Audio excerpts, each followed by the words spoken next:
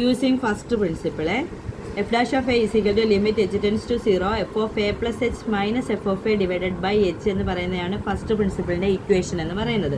അതിൽ ഫസ്റ്റ് നമ്മൾ യൂസ് ചെയ്യാൻ പോകുന്നത് F of X is equal to 3യിലാണ് ഫസ്റ്റ് പ്രിൻസിപ്പിൾ യൂസ് ചെയ്ത് ഡെറിവേറ്റീവ് കണ്ടുപിടിക്കുന്നത്. എഫ് ഓഫ് എക്സിൻ്റെ ഡെറിവേറ്റീവ് എന്ന് പറയുന്നത് എഫ് ഡാഷ് ഓഫ് എക്സ് ആണ്. വൈയുടെ ഡെറിവേറ്റീവ് എന്ന് പറയുന്നതാണ് d y by d x എന്ന് പറയുന്നത്. അപ്പോൾ നമ്മളിവിടെ ഫസ്റ്റ് പ്രിൻസിപ്പിളാണ് യൂസ് ചെയ്യാൻ പോണത്. ഫസ്റ്റ് നമ്മൾ ഇക്വേഷൻ എഴുതണം. F dash of X is equal to limit H tends to 0 F of A plus H minus F of A divided by H. ഇത് H ആണ്.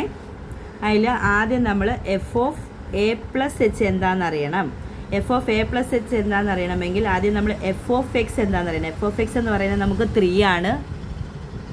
അതിൽ എക്സിൻ്റെ സ്ഥാനത്ത് എ പ്ലസ് എച്ച് വരണം. എ പ്ലസ് എച്ച് വരണമെങ്കിൽ F of X 3 ആയതുകൊണ്ട് തന്നെ അതിനകത്ത് എക്സ് എന്ന് പറയുന്നത് എക്സ് ഇല്ല. എക്സ് ഇല്ലാത്തത് കൊണ്ട് നമുക്ക് എ പ്ലസ് എച്ച് കൊടുക്കേണ്ടത് എക്സിൻ്റെ സ്ഥാനത്താണ്. അതുകൊണ്ട് നമുക്ക് അവിടെ 3 എന്ന് പറയുന്നത് എഴുതാനേ പറ്റൂ.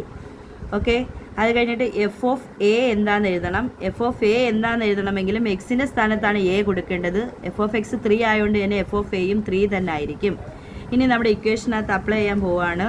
Is equal to limit H tends to 0 F of A plus h എന്ന് പറയുന്നത് 3 ആണ്. മൈനസ് എഫ് ഓഫ് എ എന്ന് പറയുന്നതും 3 ആണ്. O divided by h. Okay, അപ്പോൾ നമുക്ക് കിട്ടുന്നത് limit H tends to 0 by h ആണ്. ആൻസർ നമുക്ക് കിട്ടുന്നത് 0 ആണ്.